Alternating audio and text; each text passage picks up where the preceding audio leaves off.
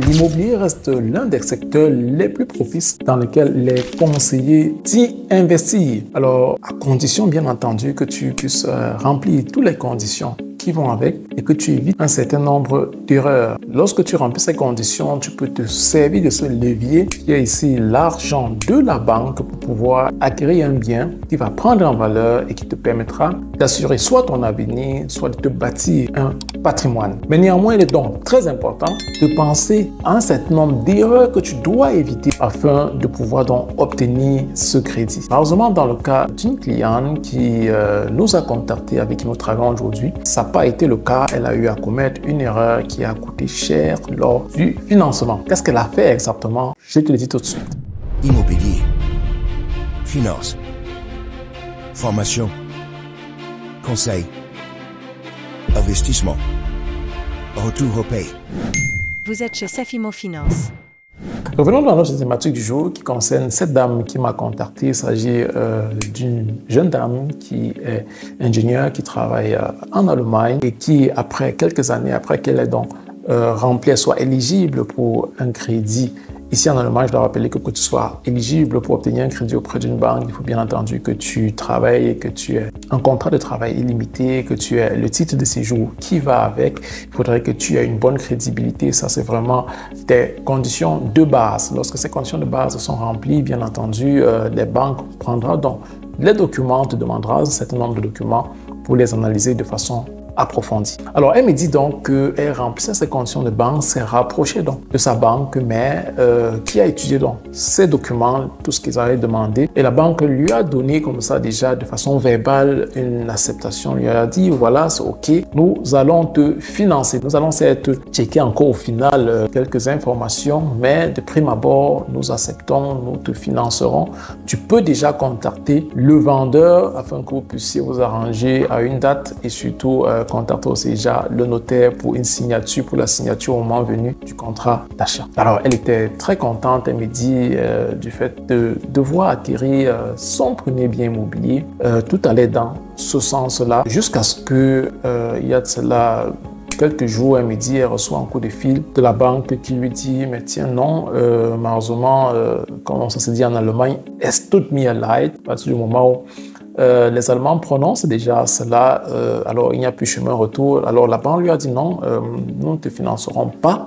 Elle était toute abattue. Elle ne comprenait pas pourquoi est-ce que la banque lui disait maintenant qu'ils ne financeront pas alors qu'elle avait déjà comme ça de façon verbale un OK de la banque. Alors ce qui s'est passé en fait, c'est que la dame au départ, lorsque la banque a eu à regarder sa crédibilité, la banque va dans un premier temps toujours analyser ta crédibilité à travers ta chauffeur. La chauffeur, c'est cette institution-là en Allemagne qui va évaluer la crédibilité des citoyens allemands et attribuer à tout un chacun, tous ceux qui résident en Allemagne, une certaine note qu'on appelle le score. Donc la banque se réfère à cela pour savoir si toi tu es crédible et si elle peut te faire un crédit. Donc la banque aurait de prime abord fait également cette analyse d'entrée lorsqu'elle analysait son dossier et c'était OK. Mais alors la dernière minute, lors de la finalisation comme ça du check et pour valider au final le crédit également de façon écrite, la banque a encore eu à faire un dernier check. Et alors là, la banque se rend donc compte qu'elle a désormais plusieurs crédits.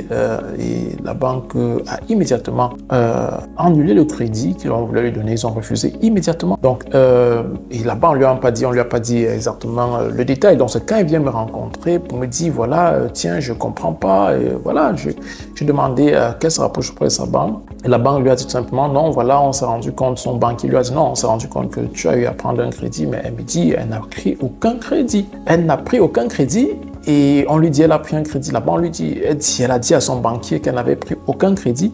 Le banquier lui dit, mais non, dans ton dossier, on voit que tu as des crédits. Mais elle dit, elle n'a signé aucun crédit. Alors, ce que j'ai vite fait de lui demander, c'est est-ce qu'elle avait pris des articles auprès des supermarchés où elle a demandé à payer par mensualité. Elle me dit, oui, il y a de cela une semaine, elle a pris 2, 3, je pense que c'est 3 articles comme ça qu'elle paye par mensualité. Erreur. Erreur énorme. Alors ici, ça s'appelle en allemand le Nullprozentfinanzierung. C'est-à-dire que si tu n'es pas dans la mesure de payer la somme totale d'un article, il y a des supermarchés qui vont te dire, bon voilà, tiens, ce qu'on va faire, c'est qu'on signe un contrat, tu paieras par mensualité. Ce que beaucoup ignorent, c'est qu'il s'agit d'un crédit. Pour la banque, c'est un crédit, ce n'est pas différent d'un crédit, en fait. Hein, c'est cette erreur-là dont elle avait commis. Et elle avait pris comme ça, elle m'a dit, une télé, je ne sais pas trop quoi, 2 autres appareils électroniques qu'elle a pris. Quand il y avait un appareil pour les cheveux et je ne sais plus trop quoi. Et voilà, et elle a signé cela. Et dès qu'elle l'a fait, et lorsque tu fais cela, c'est également enregistré dans ta choufa. Donc, la banque a donc eu à la dernière minute à checker également sa choufa et a vu donc qu'elle avait 3 crédits. Donc, pour la banque, c'est qu'elle avait pris 3 autres crédits. Et pour eux, c'est, même si les sommes n'étaient pas si élevées que ça, mais c'était des crédits. Et pour la banque, ce sont des crédits dont tu ne les as pas informés, en quelque sorte. Voilà comment la banque voit cela. Tu as voulu cacher ça et tu ne les as pas dit honnêtement que tu avais des engagements que tu as pris ailleurs. Donc, voilà comment est-ce qu'elle a eu comme ça à faucher son crédit qui allait plutôt dans la bonne voie. Et j'ai attiré donc son attention. J'ai demandé de ne plus commettre cette erreur-là. Nous sommes en train de travailler sur son dossier afin de pouvoir financer cet objet-là, parce qu'il faut dire que nous travaillons aussi avec un peu plus de 400 banques. Nous avons des banques qui sont en mesure également de financer cela, mais surtout même, on a analysé encore sa situation, la stratégie, parce qu'il faut dire, elle était novice. Elle n'avait même pas de stratégie, de concept, et le bien dans lequel elle se lançait, le type de financement qu'elle avait d'ailleurs choisi n'était pas opportun pour elle. Elle qui voulait vraiment se bâtir un patrimoine, qui voulait en acheter plusieurs biens, c'était pas la bonne stratégie, le bon bien, la bonne approche. Donc nous y travaillons désormais ensemble, et puis afin qu'elle puisse non seulement dans l'avenir éviter ce genre d'erreur-là, mais surtout avoir désormais une stratégie, un concept pour se bâtir un patrimoine. Voilà, c'était tout pour cette vidéo. J'ai voulu attirer ton attention là. Donc fais très attention, c'est-à-dire que ce genre de dette où tu vas payer par mensualité, où tu te dis voilà, c'est pas un crédit, non, pour la banque c'est un crédit, tu dois éviter cela. Il y a beaucoup d'autres dettes également dont tu dois absolument éviter. Nous en parlons de façon détaillée dans nos formations, dans nos masterclass, ce que tu dois éviter, comment tu dois préparer ton dossier, à quoi ton dossier doit ressembler, comment est-ce que les 3 derniers mois avant que tu ne demandes un crédit, à quoi doit ressembler ton dossier, parce que quand on parle de ton dossier, il s'agit même des transactions financières, parce que ce que tu dois savoir, c'est que la banque demande également des fiches, non seulement tes fiches de paye, mais également ton relevé de compte bancaire pour voir les transactions des 3 derniers mois. Donc, nous te disons comment tu dois te comporter afin d'être vraiment le client idéal auprès des banques et de pouvoir obtenir un financement. Donc, dépêche-toi également de prendre une formation chez nous. C'est très important si tu veux vraiment réussir tes investissements, de te former également, d'avoir les notions qui vont avec. Lorsque tu les as, bien entendu, tu peux voler de tes propres ailes et te bâtir un patrimoine qui va avec. C'était tout pour cette vidéo. C'était Cédric. À très bientôt.